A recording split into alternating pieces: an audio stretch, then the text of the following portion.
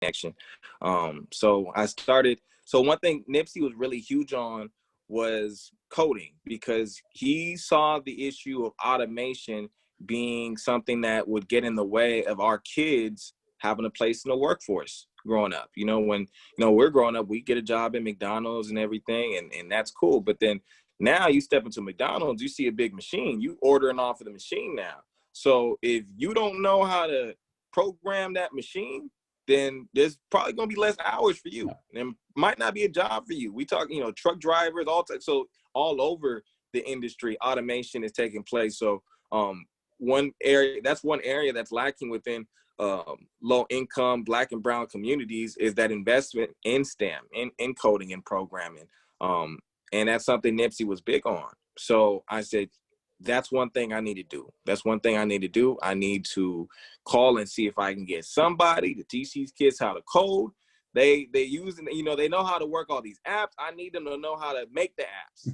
That's yep. What we need to get to.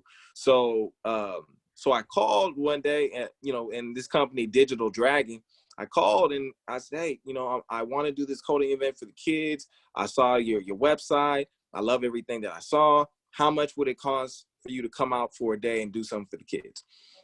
And their initial response is like, okay, what's your affiliation? What's your connection to the school? Are you a teacher? It's like, no, I'm not a teacher. Are you a, support staff? Like, no, I'm not. Are you a parent? I was like, no, I'm not.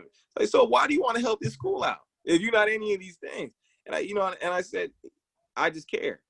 And I went back into the story about how Nipsey is someone that's influenced me, and I loved his blueprint for what he wanted to do for the community. And now that he's passed on, I want to continue that work. And from there, they loved it, and they said, hey, listen, we'll take care of the whole thing. You just tell us when to be there. And that's how that happened. And Spectrum News came out and did a story about it. But all that came from a cold call. And tell the story. When we talked, you mentioned how, I think it was at this particular event, you met a reporter, probably this reporter, and you got some piece of advice that then you kind of thought like, okay, they're right. And it had to do with like scalability. I don't know if you want to talk about that a little bit. Oh, yeah.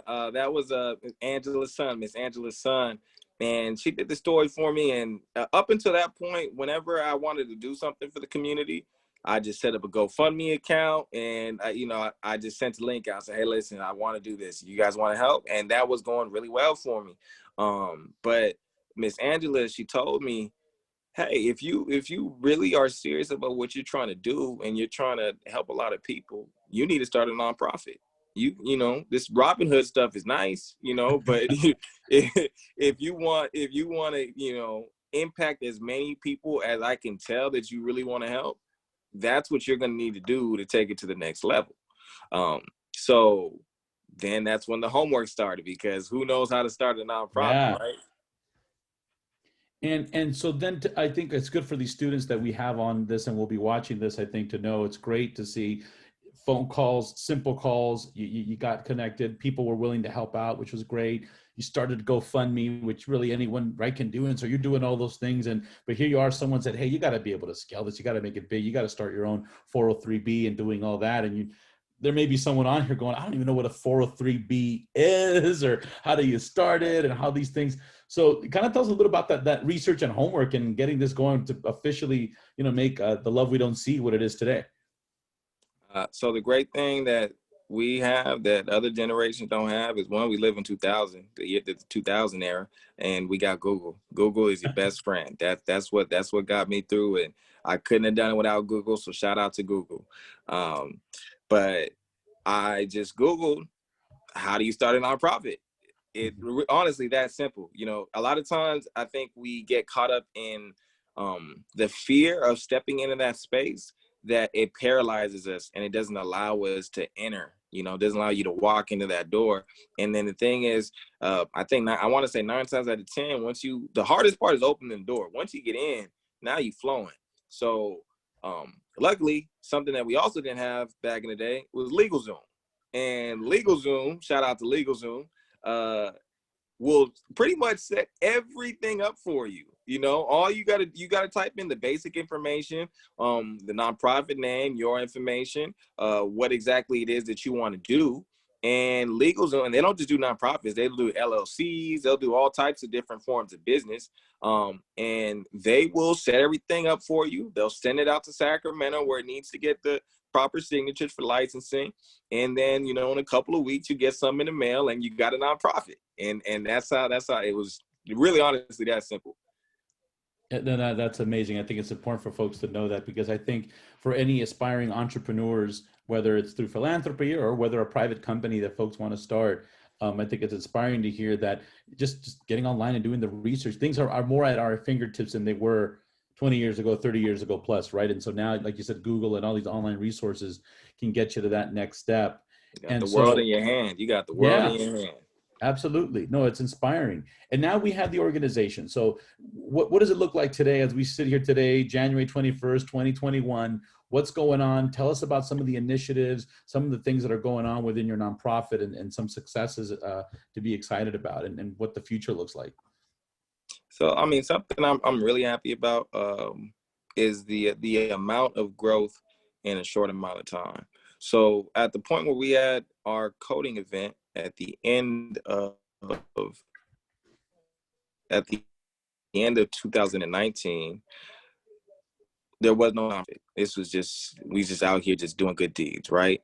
From there, I got the inspiration and the advice to start a nonprofit. The event that we had after the coding event that we had planned was our entrepreneurship program. And that was going to be actually launched on the anniversary of Nipsey's death. So we were really excited about that. We were happy to build on the momentum that we had with the coding event. The kids had already picked out the businesses that they wanted to do. We had the supplies and, the arts and the crafts. They're making squishy businesses. These kids were hyped. And then COVID happened, and it's crazy because I go back and I remember the days leading up to COVID, when everything got shut down, and I'm talking to the teachers. I'm like, they're gonna shut down the schools, huh? They're gonna shut down the schools, huh? And I was just kind of hoping, give us a week, and let us get it off. But the writing was on the wall. Kids, a lot of people were getting sick at that time. We didn't know what it was, but a lot of people were getting sick at that time. And, for a second, things were really in doubt as far as direction, because you had COVID. One thing COVID did was it sat us all down. And whatever it is that you had planned, the world said, nope, we don't work on your time, and you're going to have to readjust. And for a second, it took us a minute to get readjusted. But then when you start looking at the world around you, the world didn't stop. People were going through it. And people needed love, and that's really, that's part of our motto, is to highlight the love that's out there in the world. That's why we call it the love we don't see, because even throughout all the craziness that we see that's going on, that love is still out there. And I believe one of the first events that we did coming into COVID was our COVID-19 Journal of Unity campaign. And we saw that as something small but something big, that it would give an opportunity for, first responders, for nurses, doctors, for kids, to be able to have a space where they can share their feelings, share their experience, and, share that with us. So as a collective, we all understand that we're not doing this on our own. And they were able to, tackle mental health, because that's something that really came out during COVID, was the deep mental health crisis, because it's tough being isolated when we're so used to being connected, right? So from there, yeah. No, go ahead, Sylvester. From there, okay, yeah. So, from there, we also, participated in numerous over the summer, mutual aid, clothes distribution, food distribution, and something that, and I'm really happy that we've been able to thrive in this space, and be respectful of everyone in this space, is in the space of social justice. Because George Floyd, I think it woke up something in America. I have a certain amount of privilege living in Cerritos, and are affected by. And even for, seeing that in the past, I was always like, I see something and, oh man, that's crazy. I wonder who's going to take care of that. Right. And when George Floyd happened, and I think just the timing of us being sat down and like not having everything going on in life really allowed us to check the landscape out. And I realized, I said, you know what, we're in our own civil rights era. What I would have been like if I was born in the 60s. Well, this isn't the 60s, but this is the, 2020, and you have an opportunity to see what you would have done in a similar situation. So it's something that we had to rise to the occasion to, and that became a staple of what we were doing at the Love We Don't See, not just through education, but also through social justice, protesting and legislation. And through our work doing that, random day during the summer, where, again, Angela told me, start a nonprofit, we got to get grants. And there's a lot of grants out there, and a lot of times you think, oh, I'm not going to. But the NBA went into the bubble, and Drew Holiday at the time, he was playing for the New Orleans Pelicans, and his wife, Lauren Holiday, who is a UCLA alum as well, and a two-time Olympic gold medalist, she recently had a bout with cancer, and because of that, he wanted to put his family first and sit out for the season. And what he decided to do, which was so huge and even, put me in a position to, create this scholarship that we're talking about today, was, with his Drew and Lauren Holiday Social Justice Fund, they were giving out grants in Los Angeles, New Orleans, New York, to, Black-owned businesses, to Black-owned nonprofits who were doing that work in the community. And thankfully, we were selected. That's what I was hoping you would talk about, that, because that was just a great story when we met and you were telling me about that, and to get selected and for you to go ahead and jump in and apply for that grant, because let's call it what it is. No great nonprofit organization does it alone, right? It's always, you need the help, a big lift. I mean, everyone needs that big lift, that big get, any foundation. And it's so amazing that you got that. So I think what you're doing, especially after what you talked about and some of the things that we saw with social injustices in 2020, is that you're putting it into action and you're closing that equity gap, right? You're what you're doing with coding and what you're doing with some of this education, really career education, of bringing it to areas in Los Angeles, to folks in Los Angeles, to kids in LA who may not, would have probably not had that kind of support and had that kind of preparation that'll better prepare them as they get into high school, get into Cerritos, get into whatever college they want to go to, and they're more prepared and they can compete, right? And I think that's the special thing that I can see from someone at a personal perspective, working at a college and having worked in higher ed my career as well, is to see that folks such as yourself starting programs like this that are giving students that step up to compete in the workforce, right? And that's how you really make a big difference. And so with the grant, has that gotten going, and or is that kind of right now with COVID, things are a little bit, I guess, what does that look like now, and what could that look like this year? In a best case scenario, I guess, if when schools get back on the ground and stuff, what are some of the plans there? Oh, well, no, you can't sit on a blessing like that. You gotta go put that right back into your community. So what does that look like right now? So at the time,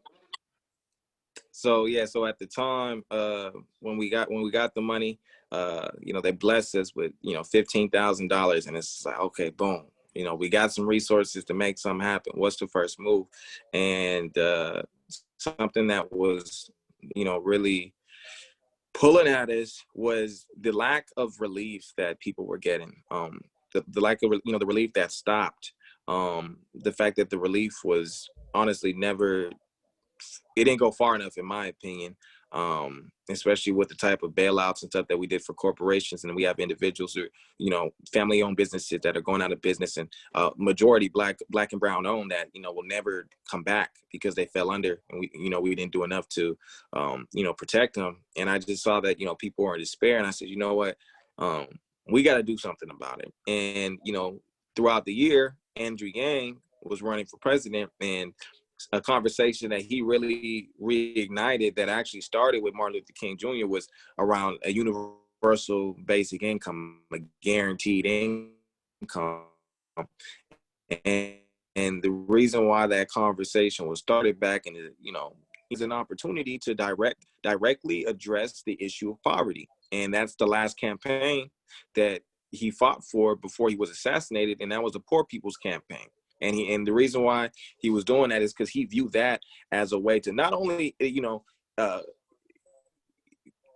make us more economically included in society, but also he viewed it as a way to bring together the different cultures. We're talking about poor whites, poor blacks, poor Mexicans, poor Asians, bring everybody together collectively to get that freedom. And we saw that as an opportunity right now to reignite that conversation. And for us in LA, Mayor Garcetti, he's on the Mayors for a Guaranteed Income. He signed on. It's a coalition of mayors around the country that support a guaranteed income. And we felt like if we started our own pilot, private citizens, we started our own pilot, then that would maybe create some motivation or added fuel to get on that, because people needed relief months ago. Right now we're playing catch up. So we wanted to be a part of the conversation that pushed that, and that's possible through the Drew and Lauren Holiday Social Justice Fund. That's possible through the Steady app that's helping us distribute the funds to the family, and we're going to be giving them $400 a month for the next 6 months, and we're going to bring that data back to the city and use it as a way to show them how positively this can impact people's lives. That's amazing. That's excellent work. Sylvester, I have a couple of questions that came through prior to the event, which is great, from some folks that I'm guessing are probably here. So I wanted to get through some, and it's a good reminder, I think, if you have any questions right now at this point, to go ahead and pop those in the chat for anyone on there, or to send those through the Q&A, one of the two, and then we'll go ahead and we'll make sure that we'll get those answered for you as well. So we're monitoring that. One thing that came through is, what motivates you? Simple as that. What motivates you? What motivates me? People. My son is 7, and my younger brother, he tragically passed. He had a sickle cell trait in his heart, and he collapsed playing basketball 6 years after that. So after those two events, trauma like that, definitely went through bouts of depression. Definitely, questioned, my will to live and what was I living for. And, the answer I kept on coming back to the people that surround me, my, family. And when I see people, I see family. That's how I try to view it. People that I've met throughout this past year, fighting and protesting in the streets for social justice. Names that come to mind, Ernie Serrano. Ernie Serrano is an individual, indigenous man who was murdered in, I think out in Corona. He was at a Stater Brothers, and there's a video on it. And the way they beat that man, it wasn't like someone who was loved. And I feel like that's something that we're really missing right now is people that we don't know. We treat them like their life isn't valuable. And just going through the deaths that I've experienced personally, I understand how fragile life is. So, I kind of dedicated my life to just give life to life. And that's honestly what keeps me going is people. I wouldn't be here without people. So that's what motivates me. The question I've got here is, if you had one piece of advice to someone who is just starting out, what would it be? And my guess is just starting out in their career, I guess. For anyone who's just starting out in your career, my biggest advice to you would be ask for help. Because that's something that even personally I struggle with to this day. I said it earlier, when I first started doing this, I was just trying to, Robin Hood it and just start GoFundMes and tell people I'm doing this and let's come here and do this. And life gets a lot easier once you start realizing that, and not even if you feel like you don't have anybody in your circle, you reach out, because there's somebody that wants to be somebody to you. So, That's a good you point. know, I love be that unafraid and there's somebody that wants to be yeah, somebody to you. I love that. yeah. Copyright that. I just, you know, but, Put it on your yeah, I'm gonna website, write man. that That's down. going up I ain't now, even right? thought about But it's There's impactful. somebody that wants to be somebody. That's good. I didn't, you See, know what? see, Off the top. Sylvester and I are going to have a conversation after this about marketing and all that, right? So, but but it's true, man. All jokes Yes, aside, sir. Yes, sir. it really is. It's true. It's great advice. I love that you said that because I think we're all a little guilty of that, where we think that we have to operate in a vacuum, right? When we're trying to launch a career or a business or anything, a home project or something, whatever it is we got going on, that it's nice to be able to say, it's okay to ask for help, because there's more people out there than we think. Sometimes the world is not as cynical, I think, and that's I think the message, right? With the love we don't see is to spread more of that love, and part of that is helping, but asking for help, right? So I think it's a great piece of advice. Yes, sir. Yes, sir. Let's see, I got a couple more here. Says here, are you interested in providing remote community-based learning opportunities for Cerritos College students? So there's a plug there for our students.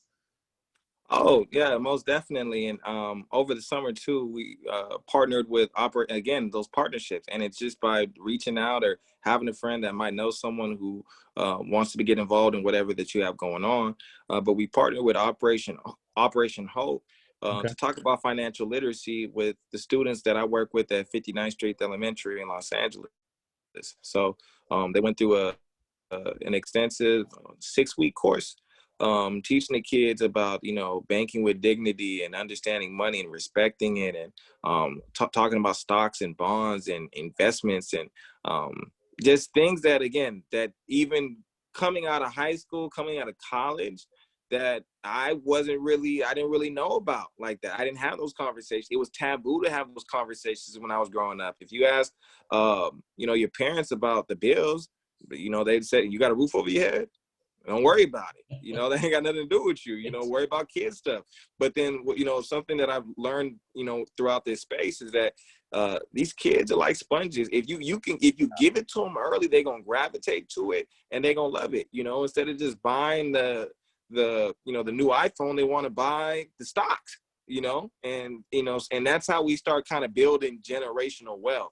So I'm definitely interested. I'm, you know, in talks. We got some plans coming up for the students for Black History Month. So Awesome. definitely look forward to some remote activities for the students, you know, learning, and not culturally, economically, just all over the board. Yeah. Yeah. And there's another question very similar to that about volunteer opportunities that you may have at your organization. So I guess I'll ask if there's a student or anyone out there that wants to volunteer, get involved, are there those opportunities, and how do they get a hold of you? How would they do that? So like we said earlier, there's always somebody that wants to be somebody to you. So if we got somebody that wants to be somebody to us, then all they have to do is go to thelovewedon'tsee.org. Thelovewedon'tsee.org. It's spelled exactly how it sounds and the way it's supposed to be. And if you go there, we have applications for people to, you know, apply for, you know, volunteer work. And then when we have different events, then you can definitely come by over the summer. And actually, not even over the summer. It was in October. We had a movie night at the Cerritos Mall. So we had a drive-in movie night, all free, just for the families, just so they can get the kids out and provide some type of normalcy. So we was out there. We watched Coco. It was real nice. Popcorn in the car. You know, we did a scavenger hunt during Thanksgiving at the park, socially distanced, masked up, of course. So there's definitely going to be community events from now until forever. As long as we're here, we definitely going to be in the community, and thelovewedon'tsee.org is where you can apply to, you know, be a part of the love. I have someone here who put in the chat, if you need a face painter, I'm here for you. So there you go. Oh my goodness. Yeah. thelovewedon'tsee.org. Okay. Apply. There you go. There you go. No, so I think this is a good opportunity for anybody, any students, any alums that are here. Go ahead and we'll spend a few more moments here before we move on. So if you have any questions for Sylvester, or any comments or opportunities like Griselda put out here to be a face painter, I think that's a great deed. As we always like to say, and I think just for any foundation, even for the Cerritos College Foundation or what Sylvester's doing. Sometimes not everyone maybe has the capacity to write a check, but everyone usually, I think all of us have time to give, right? And if you can give your valuable time to any organization such as the Love We Don't See, I'm sure Sylvester appreciates it, and it's just as valuable from what you're doing. So I think it's a good thing. So I think if we don't have Appreciate that. any questions here for Sylvester, any parting comments, Sylvester, before we move on? And I kind of hand it over to Matt in a few moments, because I know you guys have a big announcement you want to make here in a few minutes, and we're going to get to that. But anything you want to impart before we kind of move on? This has been a great conversation. I'll kind of give you the last couple of minutes here. Open the door. I mean, I think that would be one of my biggest parting messages to anybody that's listening to this call right now, because after my brother died and my dad was killed, I could have just left the door closed and that would have been the end of my story. And I thought about that. I thought about never going through that door. I thought about never moving on past that point. And if I did do that and I just stayed where I was, I wouldn't be where I am right now talking to you all. I wouldn't be able to impact the lives that we've impacted here. And the thing is, it's not only us doing something for them, but they do something for us too. And that's the biggest thing, is connecting to these families, is they really become your family. It's not just a one-time thing. It's not just a one-time thing for us. And I think that once you start chasing that passion, once you start moving towards what makes you happy, you just don't stop. It keeps you wanting to wake up in the morning and do something. And people do that for me. So for anybody that showed up and spent time listening to this conversation, keep that love. Be somebody to somebody, and the world's gonna be a better place. And we're close. I'll even just real quick, I'll plug it real quick. For anybody that's also interested, like I said earlier, we do a lot of work with social justice. Currently we have a project right now. It's called Project No New Slaves. And the reason behind that is because slavery is still legal in our Constitution. If you look at the 13th Amendment of the United States, there's an exception clause where slavery is still legal, and it's directly connected and correlated to what's going on with mass incarceration and police brutality and so on and so forth. And that's something that legislation was actually introduced this past December towards removing it. But with everything going on with COVID, it's something that got pushed back. But it's something that we want to push, especially during Black History Month, towards accomplishing, just because we can't be free until we're all free. And when I say that, we're family, everything that happens to everybody is interrelated. And that's something that keeps me going. And it's work that can't be done with, one group or one individual. So if you know somebody that knows somebody that cares about somebody, then, we'd love to have you at the Love We Don't See to bring that love out into the world. Sylvester, we appreciate you bringing awareness of what's going on and what's happening and doing that. I think it's important for folks to get involved. So I know I promised I didn't have any more questions, but I have one last one. Can you give us one good memory of your time at Cerritos, something that stands out the most, whether it's funny or tragic, hopefully not, or inspiring, but something that stands out from your time at the college? Something that stands out from my time at the college. I was just talking to him, so I'll highlight it. So back then at Cerritos, so you're playing on a football team. A lot of the kids don't have any money, right? We broke, we young, barely working. Most probably got something from financial aid, right? So back then, so we would get jumpsuits for the games. Everybody got the same jumpsuit pre-game. And basically, if you didn't have enough money to pay it off, you'd have to work games, right? So working games is setting up everything on the field, cleaning up, basically to pay what you owe. So there was just one of the first, I think it might have been one of the first games I worked. One of the first games I worked, I had a friend from Florida, Stephon Smalls, and it was raining like crazy. Like first it was cool, and then it just starts raining out, just out of nowhere. and we go from the bleachers to under the bleachers, and we hide now, and we kind of skipping out on some of the work, and we just talking about life.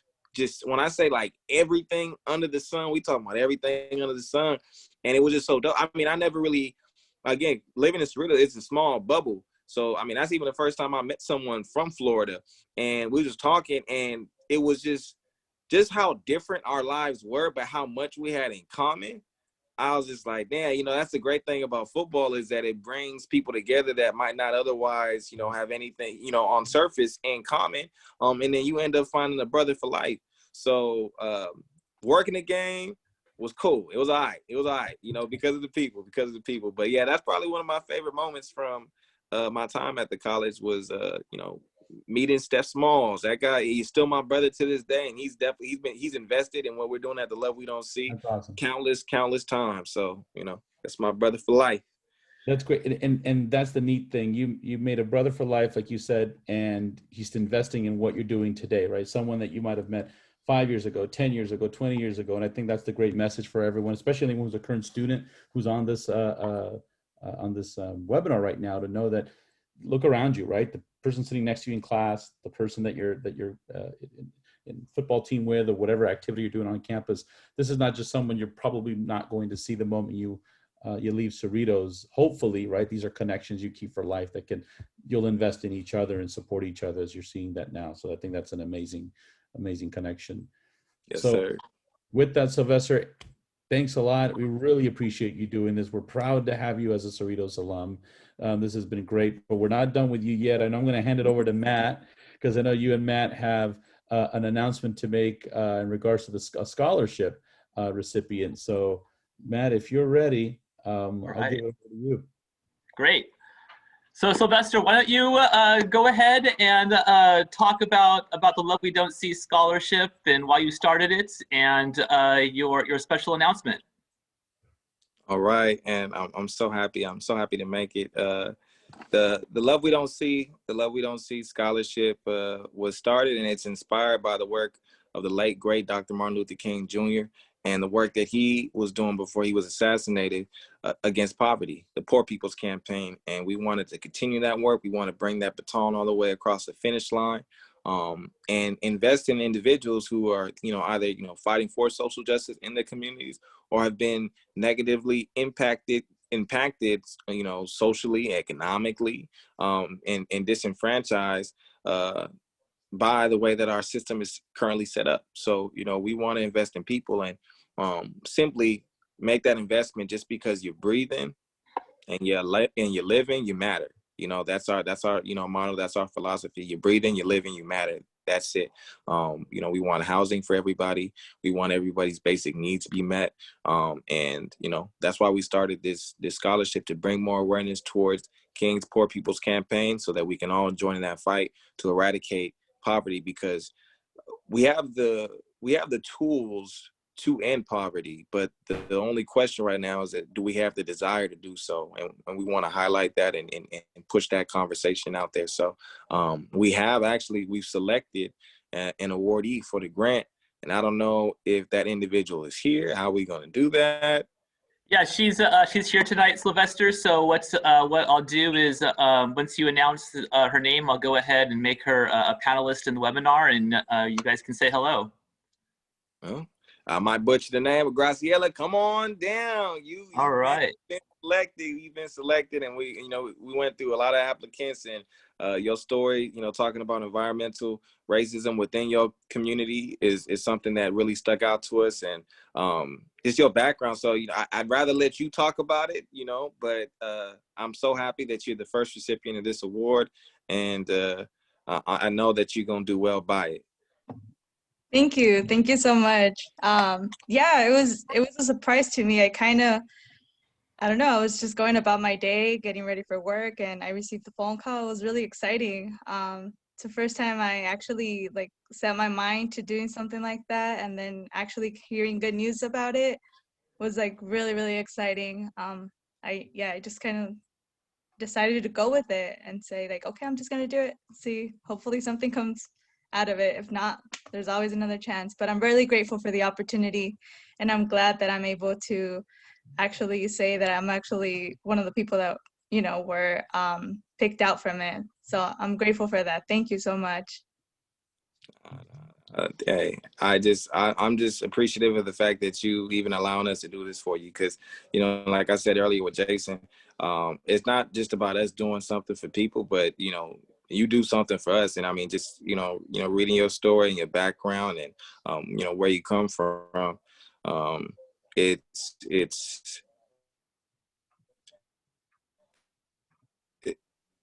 we shouldn't have tools to attack these issues. Mm-hmm. And I feel like you're somebody that's driven, and that wants to not only improve your life, but the life of your community. And, like I said, specifically, like when you were talking about environmental racism within your community, I think that's something that people don't really talk about, is the living conditions and what people live around. I was hoping that you could Yeah. even kind of share a little bit about that too.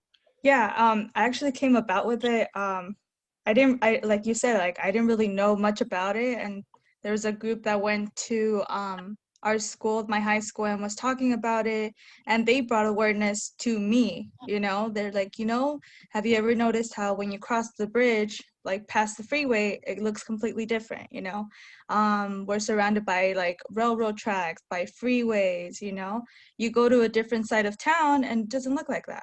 It looks different. We're surrounded by I believe it's like a power plant that's close, like in my city. There's a lot of factories in the area, a lot of pollution in the air.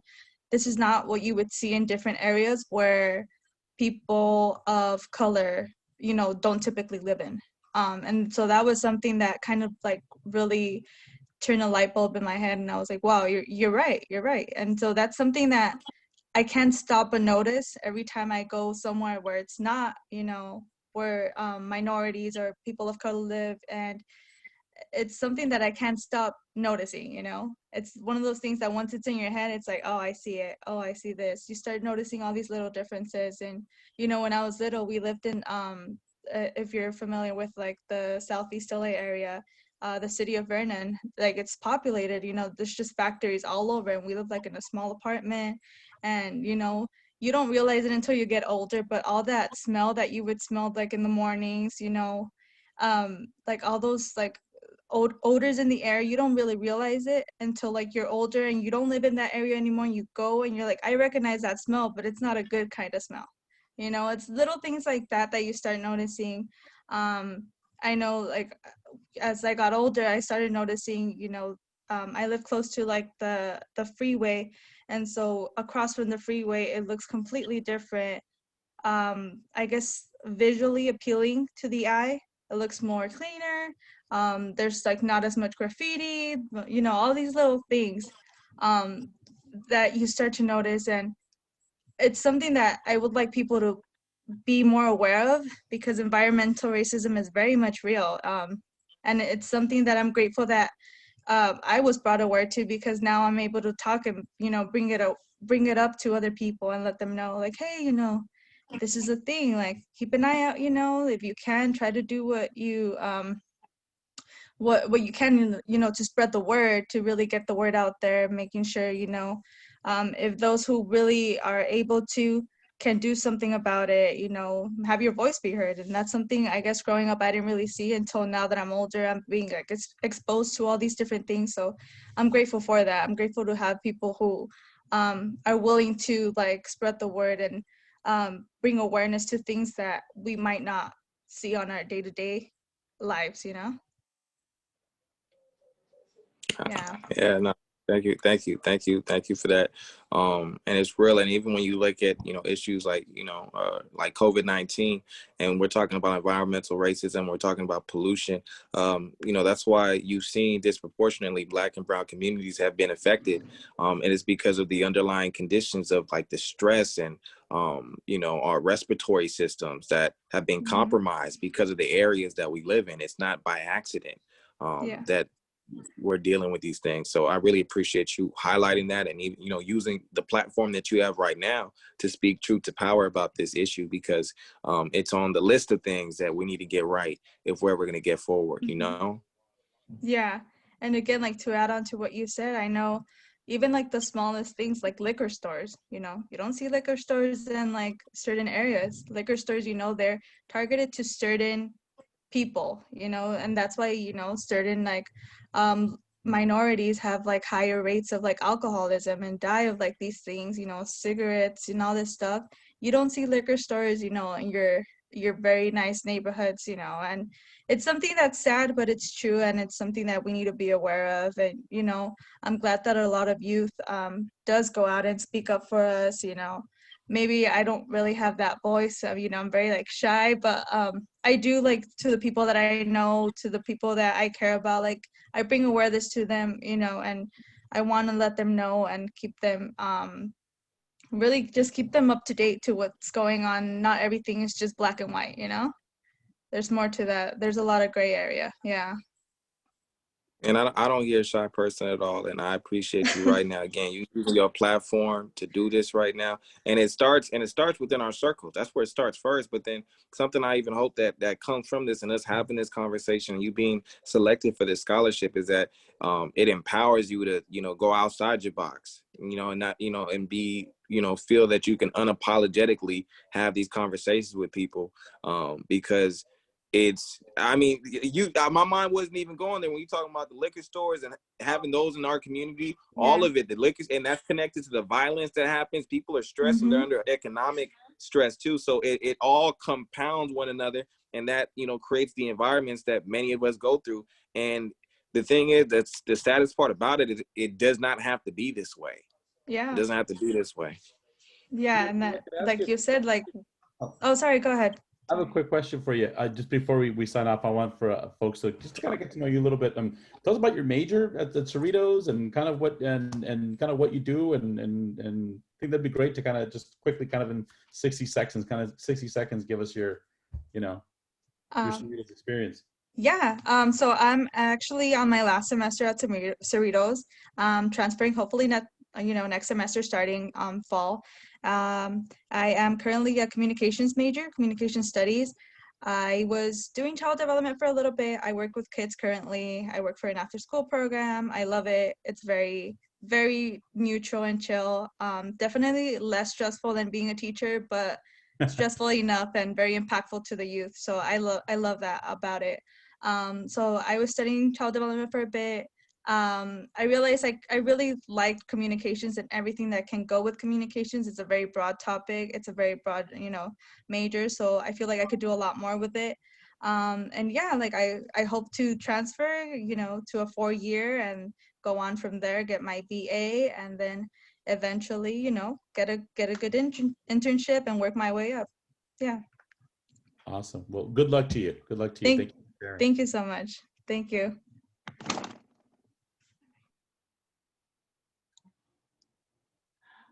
All right. Well, congratulations, Graciela. Jason or Sylvester, do you have anything else you'd like to add tonight and mention before we sign off? I'm good. Everything is love. I love the conversation that we had today, and I'm hoping, again, you know, like I said earlier about opening that door. You opened the door, Graciela. You didn't even think that you was gonna hear anything back, and that's the way that I even viewed the grant that I got to be able to do this right now. I didn't think I forgot about it, and then they end up coming around, and then we're able to have these conversations and make relationships. And I hope that this isn't, you know, something that is just a one-time thing. I hope this is a, you know, relationship going forward, that, you know, maybe you come out to a community event that we do, you know, one of these days. So I'm happy definitely. about the future. Definitely. Very inspired by that. Yeah. I was looking at the page while you guys were talking earlier. I was like, yeah, I'm down for something like that. I love that. I love that. All right. And I just want to say thank you. Thanks to Matt. Thanks to Sylvester especially. This was great. And for people that are still out there, I guess, join us for the next one, right, Matt? I know we have some special ones lined up, hopefully this semester. So that'll be pretty cool. Yeah, we're going to be back next month for our next Alumni Conversations, and I hope you guys will be able to join us. We'll announce that date very soon, and announce the guests as well. And I just want to say thank you again, Sylvester, so much for being a part of this and giving back to the community. And Thank you. It's just fantastic work that you're doing. And Jason, thank you for hosting and being a part of this as well. This has been a fantastic evening, and we appreciate you both. I appreciate everyone for being here tonight and being part of this event. As I said at the top, I know everybody has a lot of choices on what to do with their time, and we really appreciate you all spending some time with us. And that's thanks a lot, everybody, and have a great evening, and stay safe, and be careful out there. Have a great evening. Have a good night. Thank you. Have a good night. Bye.